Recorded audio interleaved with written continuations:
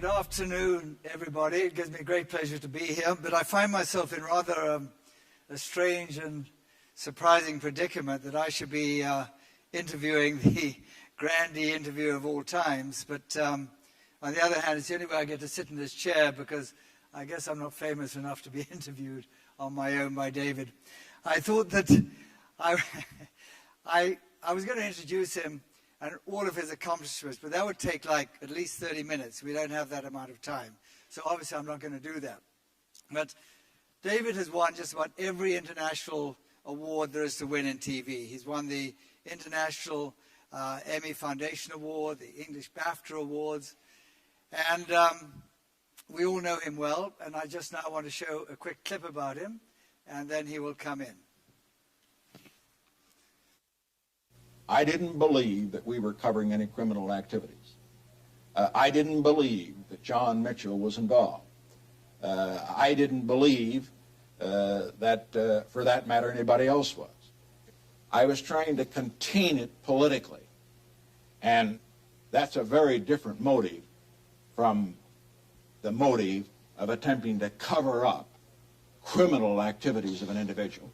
And so there was no cover-up of any criminal activities. That was not my motive. But surely in all you've just said, you have proved exactly that that was the case, that there was a cover-up of criminal activity, because you've already said, and the record shows, that you knew that Hunt and Liddy were involved. You'd been told that Hunt and Liddy were involved. At the moment when you told the CIA to tell the FBI to stop, period, as you put it, at that point, only 5 people had been arrested. Liddy was not even under suspicion. And so you knew in terms of intent, and you knew in terms of foreseeable consequence, that the result would be that, in fact, criminals would be protected. Hunt and Liddy, who were criminally liable, would be protected. You knew about them. The whole statement says that we're going to, Haldeman says, we don't want you to go any further on it.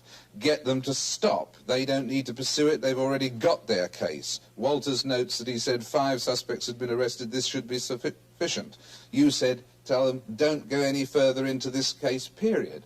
By definition, by what you've said and by what the record shows, that per se was a conspiracy to obstruct justice, because you were limiting it to 5 people when, even if we grant the point that you weren't sure about Mitchell, you already knew about Hunt and Liddy and had talked about both. So that is obstruction of justice. Now, just a moment. Period. That's your conclusion. It is.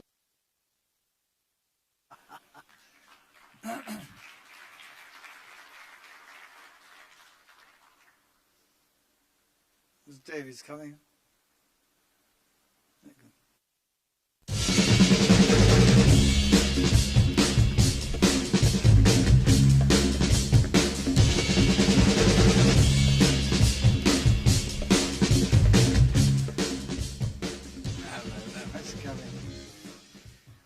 Well, it's not often that people have a movie made about their lives, right? Frost, Nixon, and did you expect when you were having that was going to happen? No, I didn't. But when it did, it was really exciting. I mean, when I started, it was a long shot what we were doing, and I remember when I went to finally agree the contract, giving me the sole rights and so on of editing and so on, and people reminded me of the one thing about Richard Nixon is that he had no small talk at all, Richard Nixon. None at all. And he also always insisted that there be 5 minutes of small talk in a conversation or a negotiation before you got to the subject of the thing. Nixon just had no small talk. So I worked out what was I going to say to fill this 5 minutes before we got down to the detailed stuff. And there was a thing in that day's paper about Brezhnev in the Los Angeles Times.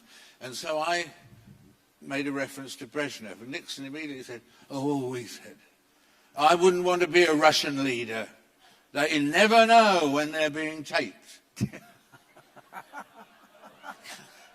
Coming from Nixon, you know, I mean, he had no small talk at all, Nixon. And that was true all the while, and it was true in his career too, that he didn't break the ice with people very, very easily. But that was the first key moment, and that we got the go-ahead then, and we announced it the next day, and everything went wild. So that was. So what did you make of Richard Nixon then? And did his good points outweigh his bad points?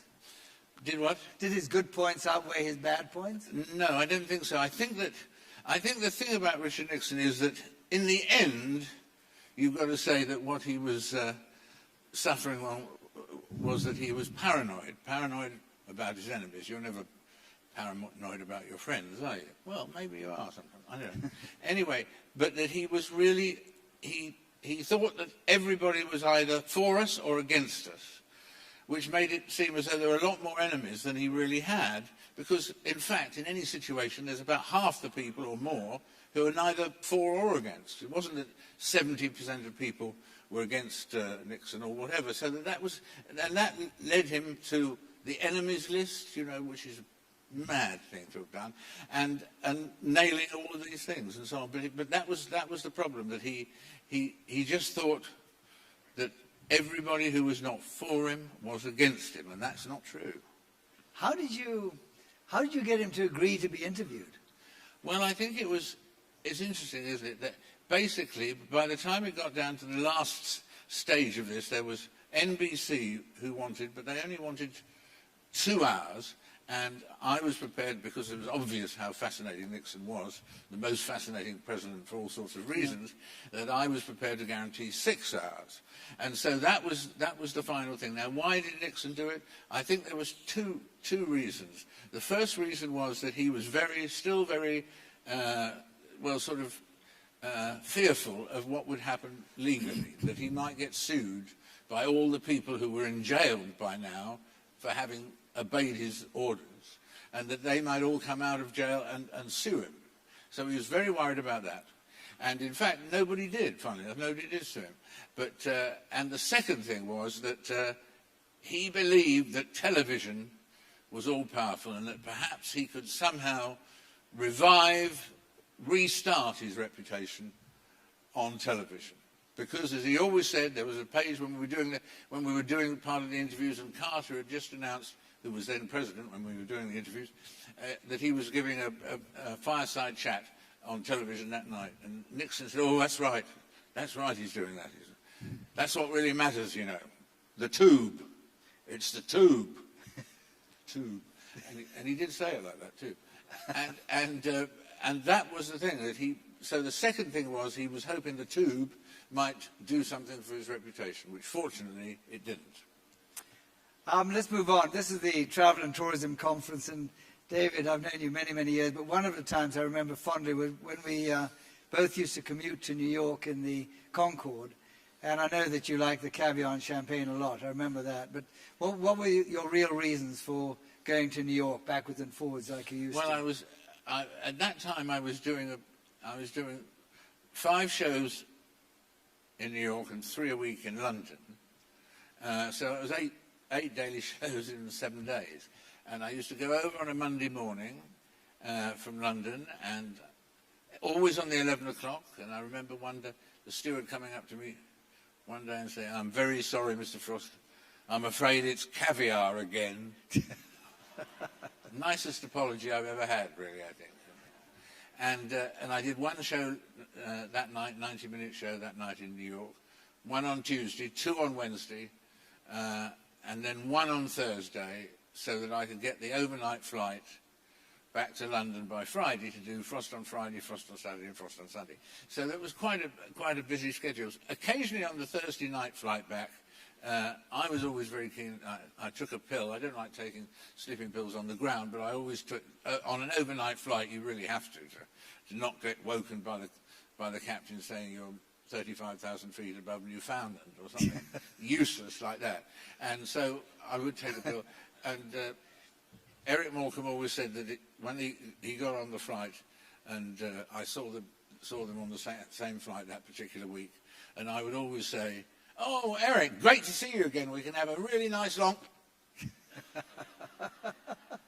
And I was gone. And that was it. And that was vital to be ready for the show in London. So that was a really hectic, fun schedule. David, when you weren't commuting to New York, and you've been all over the world, What's the most favorite site you've ever seen, whether it's Machu Picchu, pyramids, African wildlife, Kilimanjaro? I think Persepolis, probably. Persepolis. Persepolis, as you all know, is in Iran, and was this fantastic historic place where there were huge pillars for Darius and Cyrus and Xerxes and so on. And it was fantastic because the light in the evening was quite different to an hour earlier or an hour later and so on. It was lit fantastically. It was mainly by the sun, and it was really a sensational setting. It was an extraordinary time. I was interviewing the Shah. This was about 2 years before he fell, when he was still Light of the Aryans and all of that. And it was very funny. The guy who ran Persepolis suddenly came up to me before the Shah was about to arrive at this interview and said, I must ask you to sign this piece of paper, which was a piece of paper where I was taking responsibility for the Shah for the 3 hours I was interviewing him. Taking responsibility for the life of the Shah, who'd got lots of enemies. I'd got 3 or 4 members of a crew who wouldn't know how to defend anything, you know. And it was a bizarre situation, but I had to sign it because I wanted to get the thing taped. And then we were talking to him in the interview, and at one point I said to the Shah that we were gossiping along, and I asked him about a serious question, and he said, well, that all depends upon my hair. And I said, I'm sorry? He said, that all depends upon my son and hair. Because it was his third language, English, to be fair. Second was French, and first was Farsi. But it was an incredible situation. There were people in the hillsides all around patrolling it for the arrival. And then there's this bizarre 3 hours when the Shah was only protected by my production team. And in all your travels, how would you communicate? You know, you've interviewed all the presidents of different countries, and we have this great message from travel and tourism. How would you help us, or how would you advise us to communicate this message to world leaders of the importance of travel and tourism?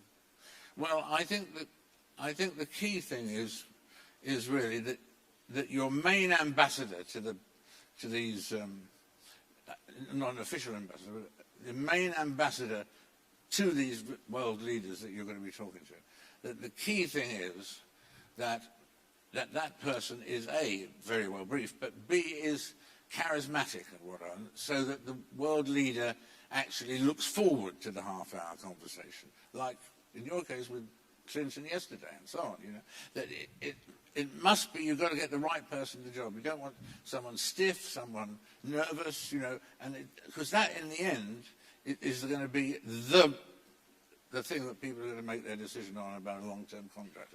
And you can't underestimate charm, intelligence, of course, and being well informed. And that, because you get the wrong person, they may have the right message, but it won't get through. Very good.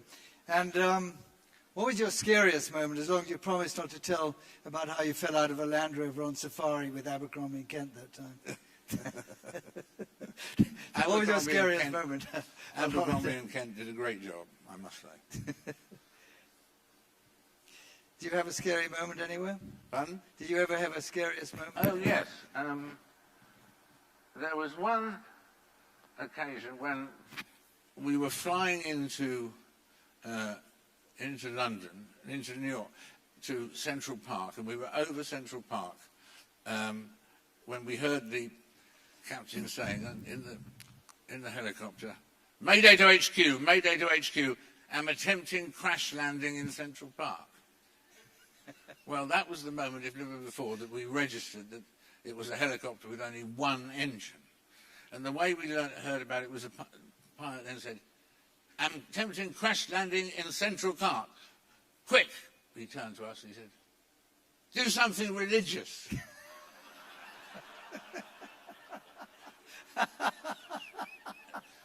So we took up a collection, but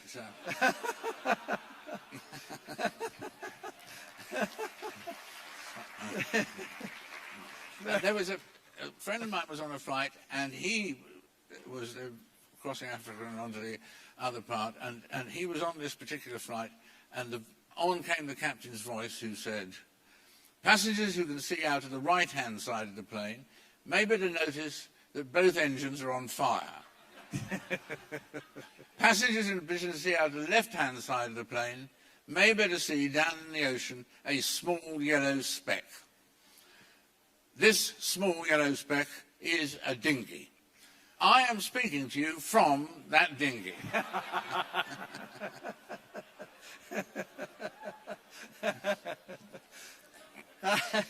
Okay, let's get past that.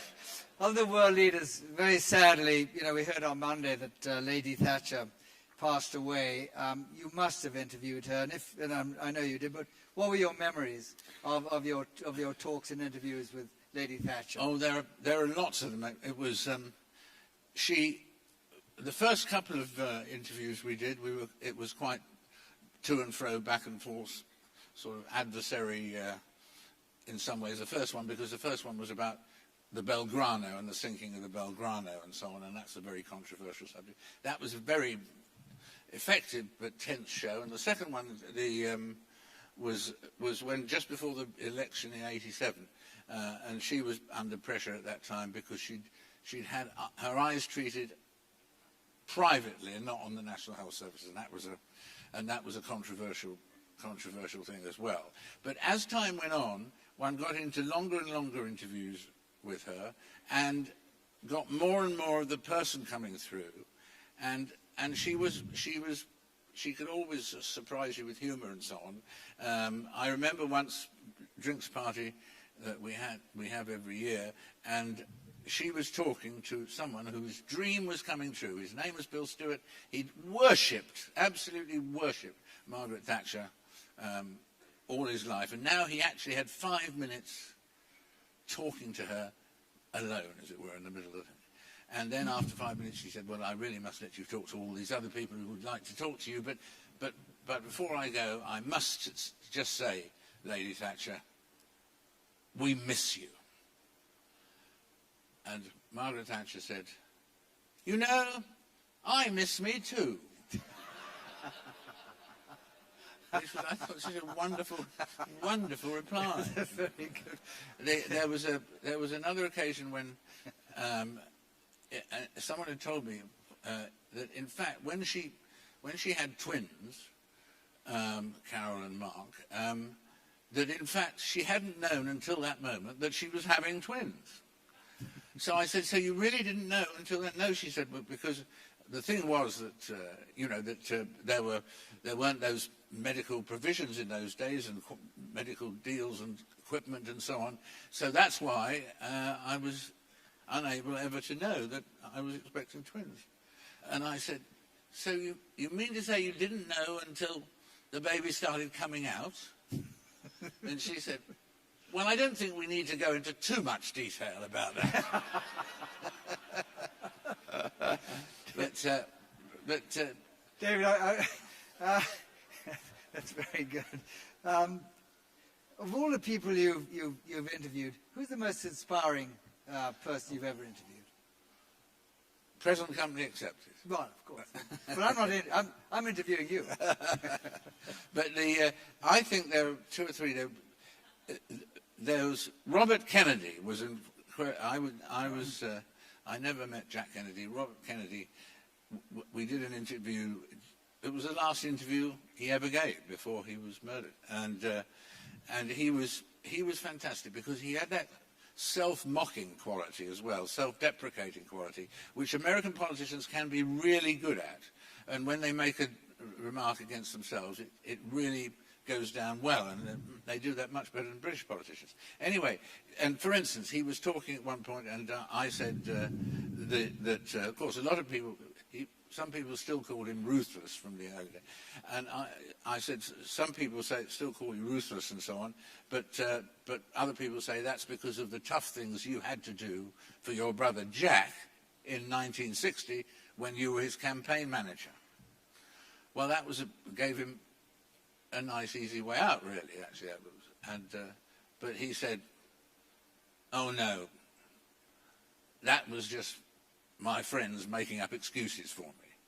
And it was just attractive that he didn't take the compliment on board, but went beyond the compliment and rejected the compliment in a sense and said, no, he had genuinely offended people at one stage. But he was, in general, but he had that, and the ruthless thing came up, and been talking about that. And then the phone rang in this room, and the operator said to my director, I was just checking to see that you don't want any phone calls during this interview. And he said, yes, that's right, and that's why I asked you not to put any calls through at all, like you've just done. And there was a pause, and then Kennedy said, he's ruthless. But it was a magic moment, that whole interview with Kennedy. Nelson Mandela, of course, he was always, still is, incredible, and the thing that's been coming out late about the way in which he initiated the forgiveness factor in Truth and Reconciliation and so on and so forth. And I remember the first time I interviewed him, I said to him, that there's lots of people say that how can you have not be bitter? How could you forgive 27 years and not be bitter and so on? Was it that you got religion during that time or something like that? But what was it? And he said, David, I would like to be bitter, but there is no time to be bitter. There is work to be done. Now, again, he didn't, like with Kennedy, he didn't say, well, it is wonderful that I'm not bitter, isn't it? He went on beyond that, to duck the compliment to make the point, you know what I mean? And he was very quick, and this is 3 or 4 years ago, well, 6 years ago, when I was doing a show called Breakfast with Frost on the BBC, and we were having Nelson Mandela on the programme that day, and we also had someone who many of you have seen many times, I'm sure, that brilliant impressionist, Rory Bremner, who came on once a month to do the best lines that he'd done during the last year in Cabaret or whatever, and would do a fantastic monologue for 8 minutes once every 4 weeks. And to help him, because it's pretty awful to do jokes to dead silence, so although we didn't have an audience, we put in 12 chairs for people, so that there would be, it wouldn't sound like an audience, but at least it'd be someone to him to play to, and you'd think 2 or 3 of the cameramen are laughing and so on. So that was really important. So whenever he was on, once every 4 weeks, there'd be 12 chairs there for 12 friends or whatever to come in and sit there. And when it came to Nelson Mandela's turn to come in, he walked on, looked across at these chairs and said, oh my God, I've got a jury. Which was very quick. And he said, I thought I'd given those up years ago. But I mean, very quick. And one thought then, if we're all as quick as that at 85 or 90, we'll be very happy. Dave, we're all talking about these very inspiring people. And who's the one you hated the most? Well, I think it's a very good question. I think it was a man called Baldur von Schirach, who was the head of the Hitler Youth during the war, and Reichsführer of Vienna, responsible for condemning lots of people to go to the camps and worse. And he had, for some reason, he'd managed not to be executed at Nuremberg, although lots of people said on his track record he would have deserved it. But worse than that, he still had no cognizance of the horror of what he was doing. And when you say to someone like I did to him, say, what's the one thing future generations in Germany should remember about Adolf Hitler? Well, there's only one answer to that, isn't it? The murder of 6 million Jews and so on. And when you say to him, what's the one thing future generations in Germany should remember about Adolf Hitler? And he says that he did, the wonderful way that he dealt with unemployment in the 30s. Well, you know straight away, don't you? And that was what came through. And indeed, after and we got some very telling material about him. But then afterwards, he came over to me and he said, "Mr. Frost, I was 23 years old when I became the head of the Hitler Youth. You were 23 years old when you became the head of That Was the Week That Was. So you see, we have a great deal in common, Mr. Frost."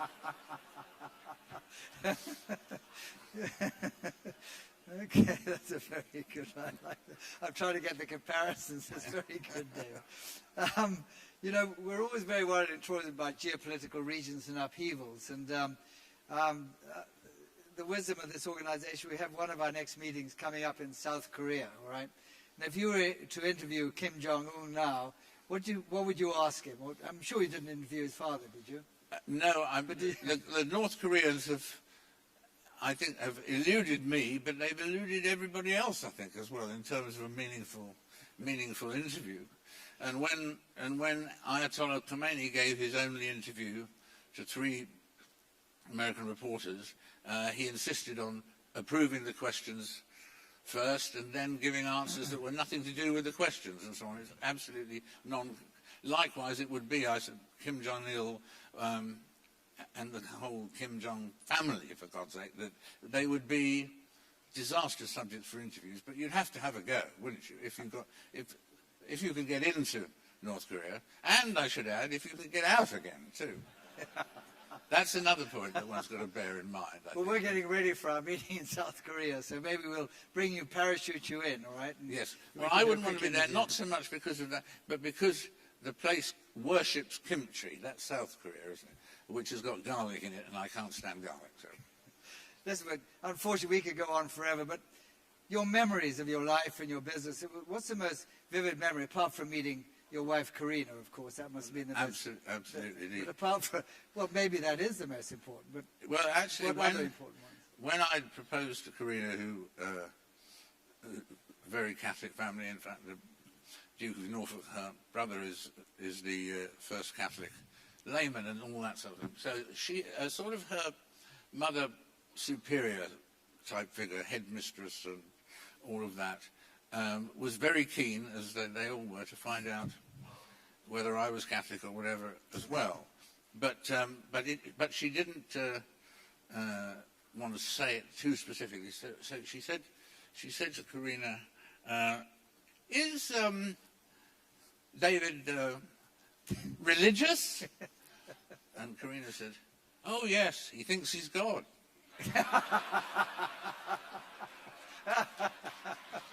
and she was off the hook.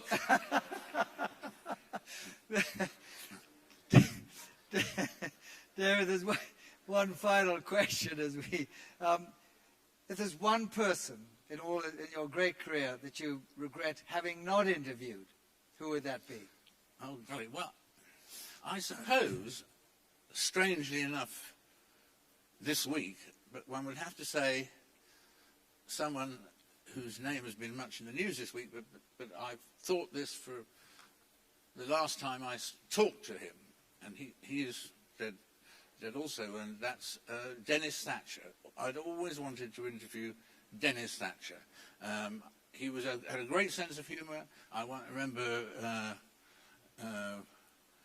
one night at a dinner, he said, talking about golf, "Well, at least I hit 2 good balls today.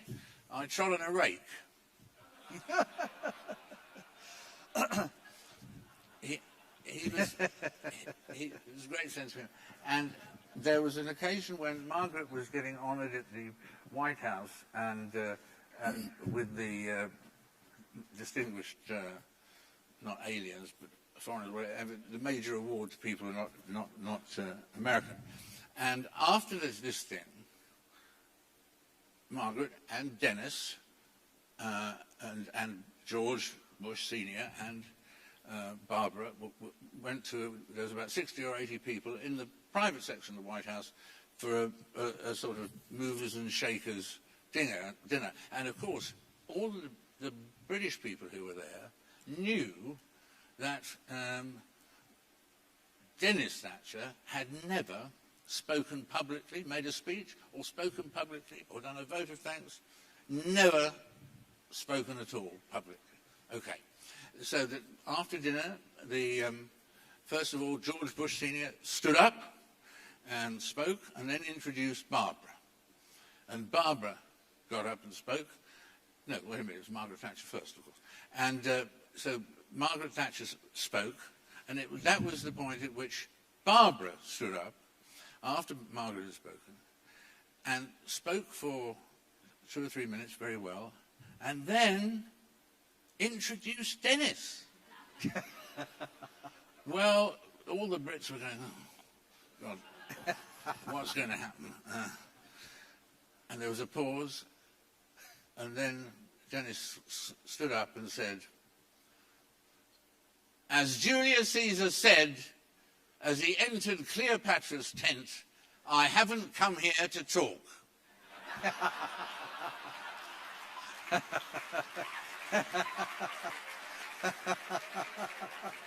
Sensation. And one other story that I remember particularly about Dennis Thatcher was that he was always tremendous in going off to Lord's Taverners or with golf with dear Bill or all of that, and not getting in the way ever, and so on and so forth. And they used to, at number 10, they would book his seat and a ticket, but the seat was the important thing. And come one day, trip to Bristol to Lord's Taverners and so on, and to his horror, he found that the famous Downing Street girls had for once buggered up, and that they hadn't got a ticket for him, no problem with that, but they hadn't got a reservation. And when he got on the train, the whole area was absolutely, every corridor and everything was jammed with people standing. Well, on the one hand, Dennis Thatcher didn't particularly want to stand for 2 hours to Bristol, and secondly, he certainly didn't want to have 70 people coming by in the course of the journey and saying, oh, fancy that then, eh? The Prime Minister's husband can't get a seat, eh? You know, but the 70th person who said it is losing its humour a bit, you know. So he, and then suddenly, he saw a compartment that was absolutely empty. He couldn't believe his luck. There was just a thing on the door said, reserved for Reading Psychiatric Hospital. But it was empty. So he went in, got in, sat down. He got the whole thing to himself. It was absolute bliss for him. He'd been delivered. And then the train pulls into Reading. The door opens, and the group from Reading Psychiatric Hospital get in. And their minder thought that there was too many people in it. So he went, 1, 2, 3, 4, who are you? And Dennis said, I am the husband of the Prime Minister.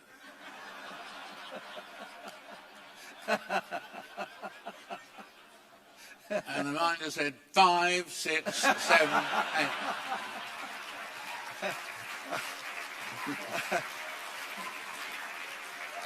8. Dave, we go on for a long time. Thank goodness I'm having dinner with you tonight, because we've got 3 more hours of questions. If anybody would like to attend and watch them, welcome to come and join. Thank you very much for coming to Abu Dhabi, and thank you for being with us, David. And thank you for being such a delight to talk to.